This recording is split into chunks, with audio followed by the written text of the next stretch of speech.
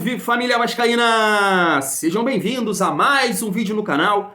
Eu sou o Thiago, você está no canal Vasco em Família. Se não forem inscritos aqui, já dá aquela moral, se inscreve no nosso canal. Deixa o like para a gente estar chegando a mais vascaínos. E não esquece de ativar o sininho de notificação para não perder os próximos vídeos. E tá sempre por aqui, deixando a sua opinião, o seu comentário, para a gente fazer aquela resenha de vascaíno para vascaíno. Gostaria de começar esse vídeo aqui destacando uma matéria do GE que coloca aqui 4 pontos que explicam a permanência de Maurício Barbieri à frente do Vasco. São eles: apoio do time. Isso mesmo, né? A gente já viu aí o Léo, o Peck em coletivas falarem aí da importância do Maurício Barbieri, elogiar o trabalho do treinador. Inclusive o Peck fala que ele foi o melhor treinador da carreira. Um outro ponto que a matéria destaca: jogos em casa. É isso mesmo. Não basta aí os exemplos que a gente já teve, Bahia, Santos.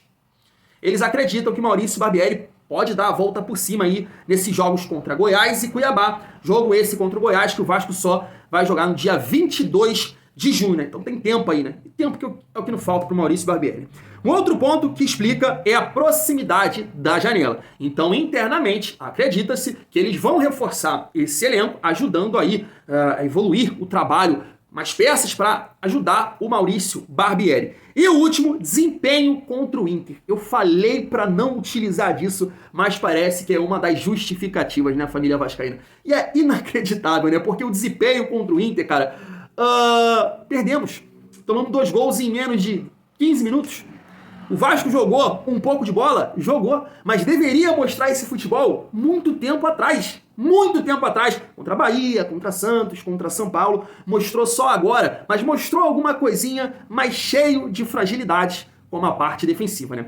Parte defensiva essa que parece que tem uma formação aqui também pra gente trocar uma ideia. Segundo os torcedores.com, o Génova tem interesse de emprestar um jogador uruguaio que acabou de ser campeão agora do Mundial Sub-20, zagueiro, 18 anos, que pertence aí a 777, emprestar para o Vasco. Ai, vamos trocar uma ideia sobre isso. Eu quero trazer aqui 2 ex-jogadores, um é ídolo demais, né, que é o Edmundo, e também o Rodrigo, para falar sobre Maurício Barbieri e também falar do sistema defensivo do Vasco. E é por esse setor que eu vou começar, porque tá assustando demais. O Vasco é uma das piores defesas da competição, com 19 gols sofridos, né? Queria lembrar aqui com vocês, eu vi isso, não sei se foi lá no canal do Edmundo, com o Fábio Azevedo, ou eu ouvi do Dieguinho, cara, que foi uma conversa em off ali com o Paulo Brax, explicando a maneira que conduziu a montagem do elenco, e ele explicando ali que privilegiou o sistema defensivo, contratando Léo, Pumita, Piton, né? Investiu também no Capasso, foi uma negociação demorada para ter um sistema defensivo forte. Coisa que não vem acontecendo. E piorou, chama a atenção, piorou nos últimos jogos, quando o Vasco joga aí com 3 zagueiros. O Maurício Barbieri fez até o favor de puxar ali o Zé Gabriel para jogar como terceiro homem, fechando ali um trio de zagueiros, família vascaína. Então, sinceramente, tá muito ruim. E aí eu queria trazer aqui a opinião do Rodrigo, que eu acho que deu uma explicação muito legal pra gente trocar uma ideia aqui, que na visão dele não conseguiu encaixar um parceiro pro Léo. O Léo tá entregando muito, mas Capasso, Bambu, Miranda, deixa muito a desejar, família vascaína. Vamos ver a sua opinião aqui, se liga só, vê se você concorda. Cara, eu vejo ele muito... O primeiro jogo dele já... Ele tava muito inseguro, mas assim, o que eu mais vejo dele, como é muita força, né, o estilo de jogo dele, que compromete muito ele dentro da partida, né? Ele vai já logo para decidir. Mas, cara, se a gente for falar aí, a gente tem que pegar ele, tem que pegar Miranda, pô, tem que pegar Robson Bambu. Robson Bambu. Cara, tem que pegar e falar, e aí? Você entendeu? A gente não consegue comparar. É mesmo, pô, vamos tira o Léo, coloca ele. Pô, não. Aí, sabe, a gente não tem. Na verdade, a gente tem um zagueiro titular e o outro a gente não tem. Não tem. Não tem ninguém além do Léo Pelé que seja unanimidade. Exatamente. Não tem outro que vai falar, cara, essa é a minha dupla de zaga. Cara, não tem. Vai sempre estar nessa. Pô, hoje é um jogo bom pra esse. Pô, tá bom pra esse. Sim, enfim. Tá aí, muito verdade, né, o que o Rodrigo falou. A gente pode até destacar em atuações. Acredito que o Bambu fez uma excelente partida contra o Galo na estreia. Fez uma grande partida também contra o Fluminense. Mas aí contra o São Paulo deu medo do Bambu, cara. Deu muito medo. Tomou aquele gol do Rodrigo Nestor, se eu não me engano, né? Finge que vai bater, virou a bundinha. Que zagueiro vira a bundinha? Depois realmente cometeu falhas em alguns jogos. Então explica essa situação de não achar o parceiro do Léo. E aí fez esse investimento no Cabasso também, um jogador, por mais que já esteja numa idade de 26 anos, é um cara que nunca saiu da Argentina, então tá naquela questão de adaptação aqui no futebol brasileiro, que é muito mais pegado, muito mais físico, muito mais rápido, né? Eu até recentemente eu trouxe aqui no canal, já faz um tempo, a opinião do Godin, né, aquele zagueiro uruguaio, e também do Nátio Fernandes, comparando o futebol brasileiro com o futebol argentino, e eles, poxa, falando de tanta diferença que é. Então o Cabasso vive essa questão de adaptação, mas mesmo assim vem fazendo partidas aí oscilando, né? Eu acho que ele foi bem contra o Fortaleza, cometeu um erro ali, mas não saiu o gol. Então quando ele sai, o Vasco é prejudicado ali nas bolas aéreas. Contra o Flamengo, todo mundo foi mal. E agora também contra o Internacional foi determinante no segundo gol, na minha visão ali. Só tinha um lugar pro Luiz Adriano ir. Ele não consegue antecipar, deixa o atacante antecipar na frente dele. E aí o Léo Jardim faz uma boa defesa, mas acaba saindo o gol. Então realmente está preocupando muito esse setor defensivo. Ainda preciso acrescentar que o Pumita, Deus que me livre na parte defensiva, né, família vascaína? Mas chama a atenção aqui a matéria do otorcedores.com, que diz o seguinte, ó. Gênova pode emprestar o jovem zagueiro uruguaio Alan Maturro ao Vasco. É isso mesmo, ó, o Gênova pagou nele, deixa eu ver aqui para confirmar para vocês, pagou um valor de 15 milhões, podemos arredondar aí para 16 milhões à época, adquiriu aí 80% do jogador que pertencia ao Defensor do Uruguai. Aí eu vou botar na tela para vocês aí, que é um atleta de 18 anos, no Mundial agora, que ele foi campeão, ele não vinha jogando de zagueiro, estava jogando de lateral esquerdo, posso até mostrar a imagem aí para vocês, e tá aí, ó. Jogos amistosos, ele fez alguns, né, como titular ali pela seleção sub-20 do Uruguai, 3 como titular. No Sul-Americano, né, que o André e o Marlon conquistaram o título, ele não foi convocado. Na Copa Itália contra a Roma não estava no banco de reservas, né, não foi inscrito na competição. Ali numa Copa Itália, que me parece ser sub-19, também não jogou. Na Série B do italiano, né, teve 17 vezes no plantel, foi uma vez titular e uma vez ele entrou no decorrer do jogo, 15 vezes não foi utilizado. E também aqui me parece, não sei se é o segundo turno da Série B do Campeonato Italiano, ele teve no plantel apenas uma vez. Então não sei aqui porque tá Primavera 2 e lá a Série B. Eu não sei se vocês podem me ajudar aí como é que é o Campeonato Italiano da Série B. E no Campeonato Mundial ali sub-20, ele vinha jogando de lateral esquerdo. Mas falei isso tudo para dizer que não é jogador pro Vasco nesse momento. Claro que não é. Então é um jovem jogador, pô, a escola uruguaia sempre tá revelando aí bons zagueiros, né? Mas não é o momento de aposta, cara. Não é o momento de você trazer um jogador que pode ser um Miranda da vida, que pode ser um Galaça da vida. Então, sinceramente, cara, aqui é uma matéria dos torcedores.com, mas eu acho que o Vasco não tem que caminhar por aí, né? O Paulo Brax, ele pediu 6 contratações na reunião, cara.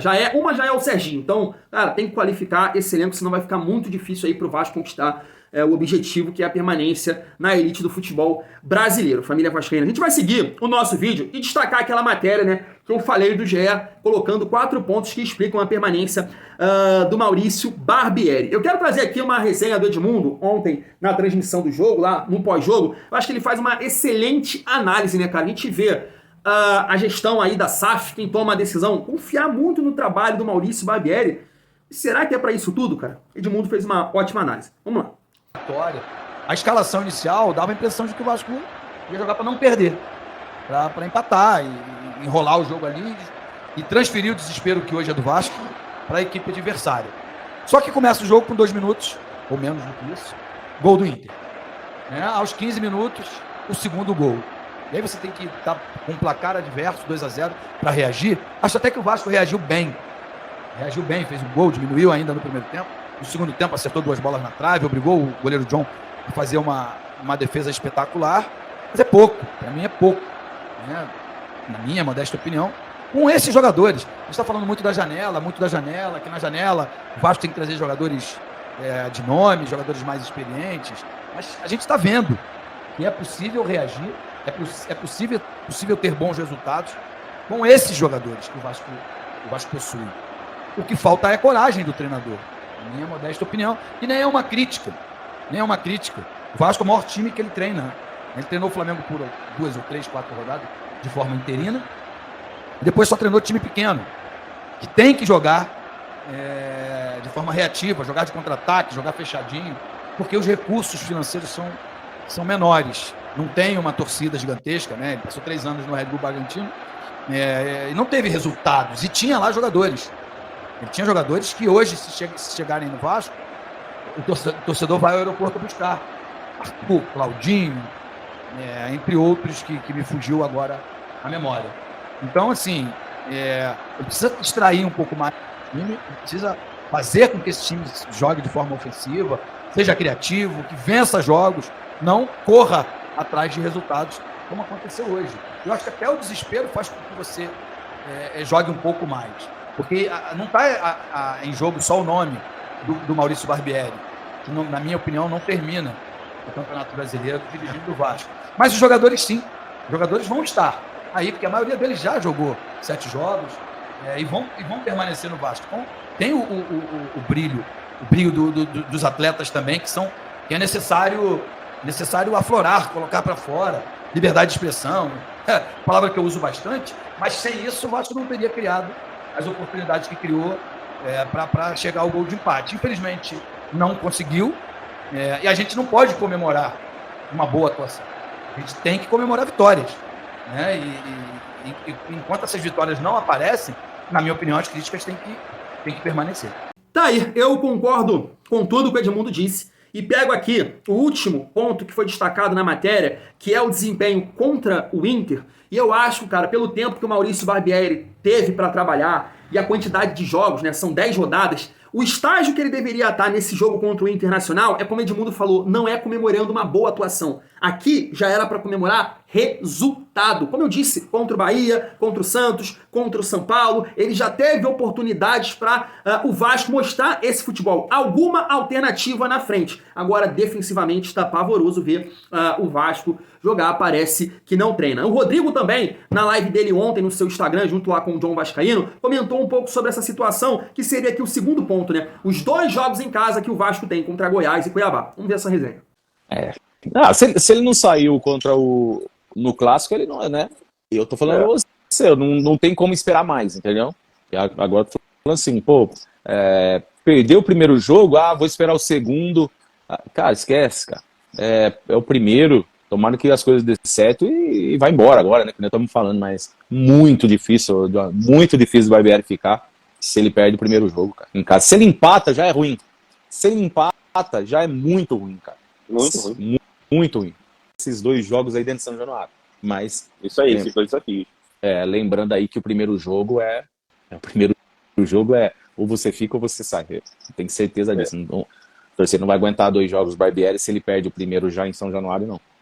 Tá aí, cara. Eu acho que é bem por aí. Fica insustentável. Na minha visão, já é insustentável a permanência do Maurício Barbieri. Eu acho que é muito mais uma questão da multa dos 9 milhões, né? E aí não tem esse dinheiro nesse momento para pagar o treinador Maurício Barbieri, mas se perder para o Goiás ou um empate que seja, fica insustentável a permanência. E aí eu vou naquela opinião que eu trouxe no vídeo mais cedo do Lofredo. Você deixar de demitir o Barbieri, né, e trazer um novo treinador que ia ter todos esses dias aí, 10, 11 dias, e chegar lá contra o Goiás, perde, empata, e aí manda ele embora, é muita incompetência. É uma incompetência generalizada à frente do comando da SAF do Vasco. Então a decisão era para ser tomada agora. Mas parece que eles confiam no trabalho do Maurício Barbieri, coisa que só eles acreditam, a mídia, os torcedores, ninguém acredita mais. Mas só a 777 confia que Barbieri vai dar a volta por cima. E aí quem sofre é o torcedor vascaíno. Me conta aí, família vascaína, o que você achou desse vídeo. Deixa um comentário, deixa o like para ajudar o nosso canal. Tamo junto. Muito bom ser Vasco.